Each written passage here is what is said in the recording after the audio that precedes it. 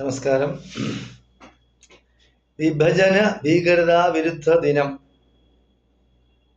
പുതിയ കലാപം സൃഷ്ടിക്കാൻ വേണ്ടി കലാലയങ്ങളിൽ കലാപം സൃഷ്ടിക്കുക, ഭീകരത സൃഷ്ടിക്കുക, അക്രമം നടത്തുക, അതിനു വേണ്ടി സംഘപരിവാർ ബുദ്ധി കേന്ദ്രങ്ങൾ പുതിയ ഒരു ആശയം കൊണ്ട് ഇറങ്ങിയിരിക്കുകയാണ്. അതിന് നേതൃത്വം കൊടുക്കുന്നത് ആരാണ്? ഗവർണർ. ചെറ്റത്തരം കാണിക്കുന്നത് ഗവർണർ ആയാലും ശരി, ഇനി മോഡി ആയാലും ശരി, എതിർക്കണം. നമ്മൾ എതിർക്കണം. തുടക്കത്തിലെ എതിർത്തില്ലെങ്കിൽ ഇത് വളരെയധികം കുഴപ്പങ്ങൾ ഉണ്ടാവും നമ്മുടെ കേരളത്തിൽ. സാംസ്കാരിക കേരളത്തിന് അപമാനമാണ് ഈ ഗവർണർ. ഈ ഗവർണറെ കേരളത്തിൽ നിന്നും അടിച്ചോടിക്കണം. അതിന് ഇവിടെയുള്ള വിദ്യാർത്ഥികളെല്ലാം ഒറ്റക്കെട്ടായി നിൽക്കണം. ഇവിടെ ABVP-ക്കാർ പുതിയ ആശയം കൊണ്ട് വന്നിരിക്കുകയാണ്.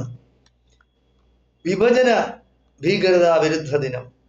നമ്മൾ ഇന്ത്യക്കാരായ സ്വാതന്ത്ര്യത്തിന് വേണ്ടി പടപൊരുതിയ 1,20,00,000 ആൾക്കാർ ജീവൻ ബലിയർപ്പിച്ചാണ് നമ്മൾ സ്വാതന്ത്ര്യം നേടിയത്. ആ സ്വാതന്ത്ര്യം നേടിയതിൻ്റെ തലേ ദിവസം ഇങ്ങനെ ഒരു വിഭജന ഭീകരതാ വിരുദ്ധ ദിനം ആചരിക്കണം. യവന്മാർ എന്ന് തൊട്ടാണ് ഈ സംഘികൾ ദേശീയ പതാക ഉയർത്തി തുടങ്ങിയത്?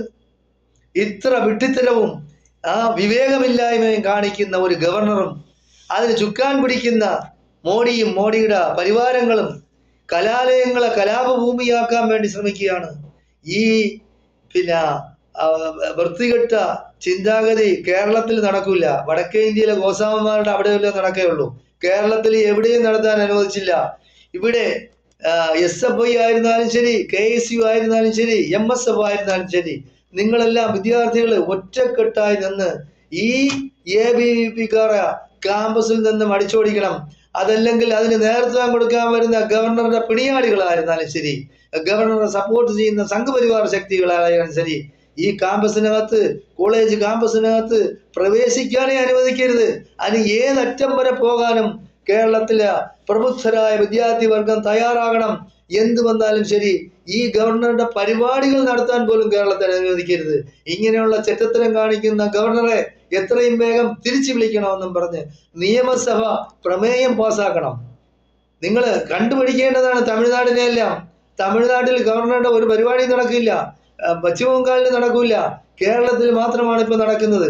യാതൊരു കാരണവശാലും കമ്മ്യൂണിസ്റ്റുകാരന്റെ രക്തമാണ് പിണറായി വിജയന്റെ സിരകളിലൂടെ ഓടുന്നതെങ്കിൽ ഈ ഗവർണറെ നിലയ്ക്ക് നിർത്താൻ ശക്തമായ നടപടികൾ, അതായത് എല്ലാവരും യോജിച്ചുകൊണ്ട് ഒരു സംഘപരിവാർ ശക്തി